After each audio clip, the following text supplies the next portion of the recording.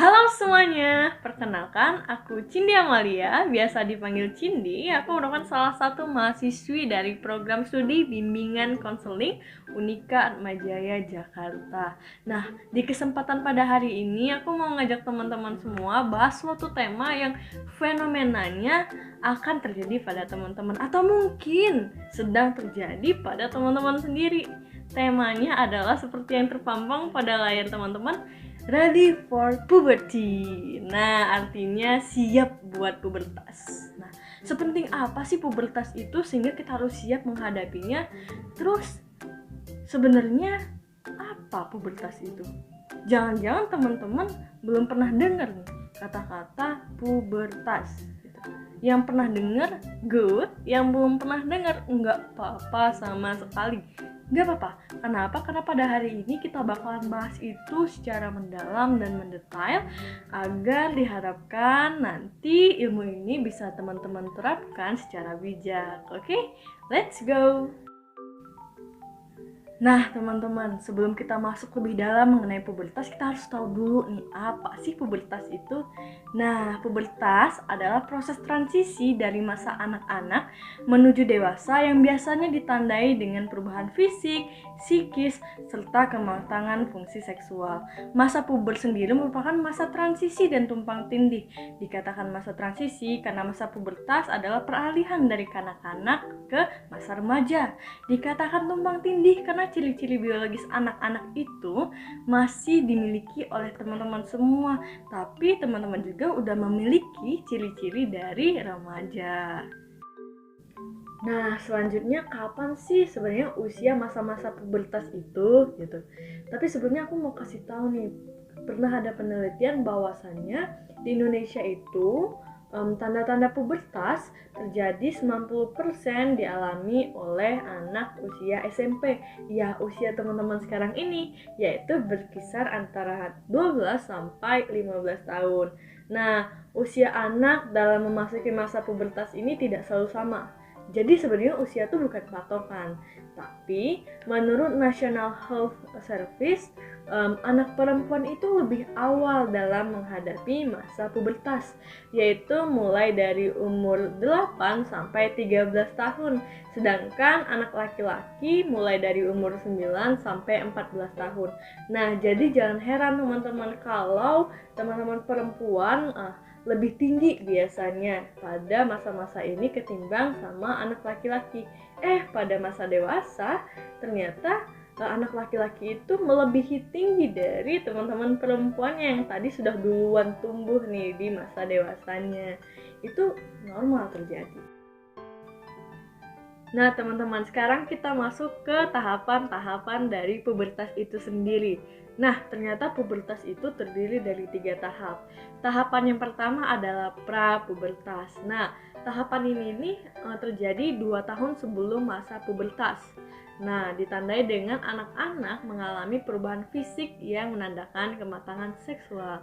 Yang kedua nih, masa pubertasnya itu sendiri. Ya, tadi kita udah jelasin kalau masa pubertas itu masa terjadinya garis pembagi antara anak-anak dan remaja. Di sini tuh merupakan titik pencapaian kematangan seksualnya, ditandai dengan tanda-tanda atau ciri-ciri primer dari pubertas itu sendiri. Nanti kita bakalan bahas tentang tanda-tanda primer itu ya teman-teman, sabar. Yang ketiga, tahapan yang ketiga adalah pasca pubertas. Nah tahapan ketiga ini terjadi 1-2 tahun setelah pubertas itu sendiri gitu. Nah selanjutnya gimana sih teman-teman tahu kalau teman-teman tuh sedang mengalami pubertas atau tidak? Ya dengan cara melihat ciri-ciri dari perubahan pubertas itu sendiri, apakah terjadi atau tidak. Nah ciri-ciri perubahan pubertas itu ternyata terbagi menjadi 2 teman-teman, yaitu adalah perubahan primer dan perubahan sekunder. Nah perubahan primer sendiri merupakan perubahan yang terjadi di dalam tubuh, meliputi hormon dan organ kelamin atau organ reproduksi. Nah Sedangkan perubahan sekunder sendiri terjadi di luar tubuh, maksudnya nampak ya perubahannya itu sendiri, yaitu berupa fisik dan psikis dari teman-teman sendiri gitu. Nah, sekarang kita bakalan bahas satu persatu mengenai ciri primer yang terjadi pada perempuan dan ciri primer yang terjadi pada laki-laki. Nah, untuk perempuan sendiri, ciri pertamanya adalah terjadinya menstruasi atau haid nih. Jadi, teman-teman yang perempuan apabila sudah menstruasi, nah berarti sudah pubertas. Nah, menstruasi sendiri itu apa sih? Menstruasi sendiri adalah peluruhan dinding rahim akibat tidak dibuahi yang ditandai dengan keluarnya darah menstruasi. Ciri kedua, teman-teman wanita udah menghasilkan hormon reproduksi, yaitu estrogen dan progesteron. Ciri yang ketiga adalah teman-teman wanita sudah menghasilkan sel telur. Nah, ini terkait dengan menstruasi tadi ya teman-teman. Selanjutnya, ciri primer yang terjadi pada laki-laki adalah 1. Mimpi basah. Yang kedua adalah menghasilkan hormon reproduksi, yaitu testosteron. Dan yang ketiga, teman-teman yang laki-laki sudah menghasilkan sel sperma. Begitu. Nah, selanjutnya kita bakalan bahas tentang ciri sekunder yang terjadi pada wanita atau perempuan dan yang terjadi pada laki-laki. Apa sih? Ayo kita bahas. Nah, ciri-ciri perubahan sekunder akibat pubertas yang terjadi pada wanita atau perempuan adalah 1. Pinggul dan payudara membesar. Nah, hal ini terjadi karena peningkatan hormon tadi ya teman-teman. Ciri kedua, suara lebih nyaring nih. Jadi teman-teman yang cewek tuh biasanya kalau suaranya nyaring tuh, nah jangan-jangan pubertas tuh gitu. Yang sebelumnya enggak ternyata nyaring, jangan-jangan pubertas tuh gitu. Yang ketiga, tumbuh rambut di daerah ketiak dan sekitar kelamin. Nah, hal ini normal terjadi ya teman-teman. Jadi jangan perlu bingung, gak perlu malu ataupun takut gitu. Selanjutnya, ciri keempat adalah munculnya jerawat. Nah, karena mengingat kelenjar keringat yang meningkat pada masa pubertas ini. Nah, selanjutnya ciri-ciri yang terjadi pada pria, ciri-ciri sekundernya adalah 1. Mulai timbulnya jakun tadi ya. Karena timbulnya jakun yang membesar tadi diikuti juga dengan suara yang lebih berat gitu. Suaranya memberat dan besar. Selanjutnya bahu dan dada membidang. Apabila diikuti dengan olahraga, maka tubuh pria ini, tubuh teman-teman laki-laki ini bisa terbentuk nih bagus gitu. Selanjutnya juga mulai nih munculnya rambut-rambut di sekitar wajah, yaitu kumis, jenggot gitu ya. Selanjutnya di ketiak dan di area kelamin. Selanjutnya juga sama seperti wanita tadi, karena peningkatan kelenjar keringat, maka mungkin rentan terjadi yang namanya munculnya jerawat. Lagi-lagi disclaimer ya teman-teman, semua ini normal terjadi. Teman-teman gak perlu malu dan gak perlu bingung kenapa ini terjadi. Karena memang ini adalah fase yang setiap orang pasti akan hadapi gitu.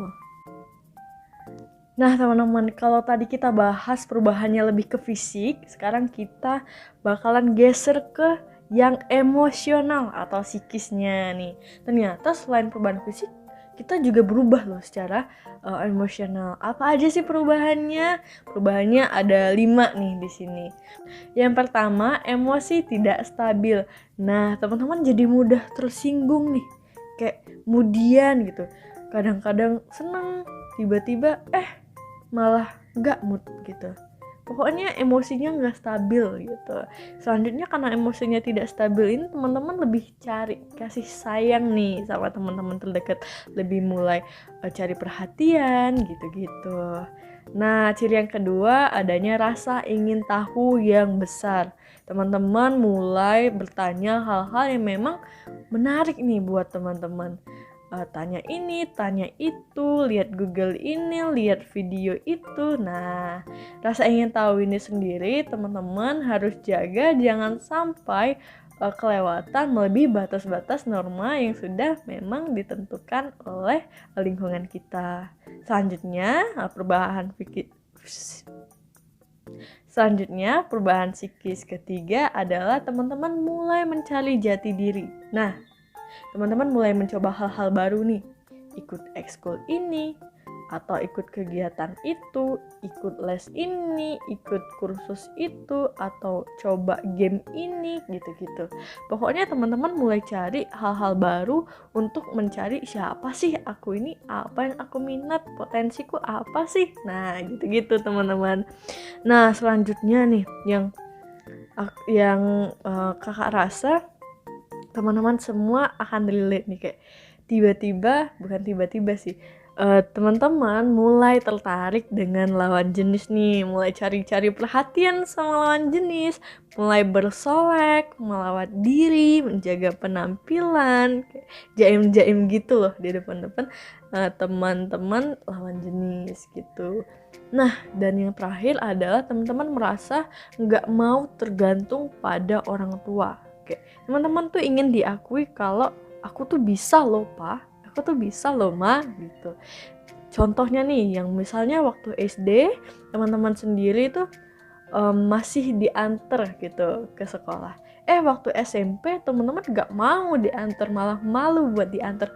Ma, pa, aku mau ke sekolah sendiri, aku mau berangkat sendiri, atau aku mau naik Gojek sendiri, gitu-gitu kan. Jadi maunya sendiri gitu, aku bisa gitu. Nah, karena perubahan tadi, entah itu perubahan fisik, entah itu perubahan psikis, teman-teman harus punya yang namanya perilaku adaptif nih, buat bisa survive, biar bisa menjalani hari-hari di masa pubertas dengan menyenangkan. Gimana sih caranya? Caranya adalah satu nih, teman-teman harus paham bahwasannya hal ini tuh normal terjadi. Masa pubertas itu normal terjadi teman-teman. Jadi teman-teman lagi-lagi gak perlu khawatir tentang ini. Teman-teman hanya perlu tahu bagaimana cara menghadapi ini. Karena ini normal, semua orang bakalan menghadapi masa ini. Nah, caranya gimana sih? Pertama, teman-teman harus jaga kebersihan juga kesehatan teman-teman. Kebersihan gimana? Jangan lupa mandi gitu. Sesimpel jangan lupa mandi minimal 2 kali sehari deh. Nih, yang masih malas mandi harus mulai dibiasakan untuk menjaga kebersihan, cuci tangan. Apalagi sekarang ini di masa-masa pandemi ya, kita harus jaga double tentang kebersihan. Kesehatan juga, teman-teman juga bisa mulai nih olahraga dikit-dikit, main bola sama adik, sama kakak, sama siapa yang bisa diajak berolahraga semampunya dan sebisanya dilakukan di rumah. Jangan berlebihan juga ya teman-teman, karena sesuatu yang berlebihan itu pasti tidak baik. Nah, selanjutnya teman-teman harus bersosialisasi nih dan melakukan kegiatan yang positif. Teman-teman bisa ikuti ekstrakurikuler yang ada di sekolah teman-teman maupun organisasi-organisasi lain di luar sekolah teman-teman. Ikuti les minat bakat maupun lomba-lomba yang ada di dalam maupun di luar sekolah. Nah, dengan hal ini teman-teman bisa menghabiskan waktu dengan kegiatan-kegiatan yang pastinya positif. Nah, dan yang terakhir, komunikasikan perubahan-perubahan ini kepada orang tua. Kenapa? Karena orang tua merupakan orang-orang terdekat teman-teman yang bisa membantu teman-teman secara langsung nih mengenai apa saja sih yang harus dilakukan untuk adaptif, untuk bisa survive di dalam perubahan-perubahan pubertas ini. Misal nih untuk anak perempuan nih, untuk pertama kali saat menstruasi. Nah, orang tua bisa mengarahkan teman-teman nih bagaimana cara menghadapi menstruasi tersebut secara langsung. Jadi nggak perlu malu, nggak perlu sungkan untuk cerita sama orang tua. Mereka pasti bakalan bantu teman-teman. Oke? Nah, Selanjutnya, kalau teman-teman udah tahu nih, kita tadi udah belajar tentang apa itu pubertas, tahapan-tahapannya, umurnya, ciri-ciri primer, sekunder, entah fisik maupun psikisnya. Terus udah tahu nih perilaku-perilaku apa saja yang harus teman-teman lakukan untuk survive di dalam masa pubertas ini. Nah, pertanyaannya adalah, apakah teman-teman saat ini sedang mengalami pubertas? Nah, teman-teman harus menyadari hal itu dulu nih, biar bisa menerapkan, maksudnya biar bisa tahu nih, oh, aku sedang berada di masa pubertas dan berarti aku harus tahu ini nih, apa yang udah dikasih tahu Kak Cindy tadi. Tuh. Nah, bagi teman-teman yang belum mengalami masa ini, tenang. Tadi sudah dikatakan pada sebelumnya, pada awal mula, bahwasanya umur itu bukan suatu patokan, ya, bukan suatu patokan seorang sudah harus mengalami masa itu atau belum. Jadi ditunggu aja, pasti akan datang pada saatnya. Nah, diharapkan pada saat itu datang, teman-teman semua sudah siap untuk menghadapi dan survive dalam masa pubertas ini. Begitu teman-teman.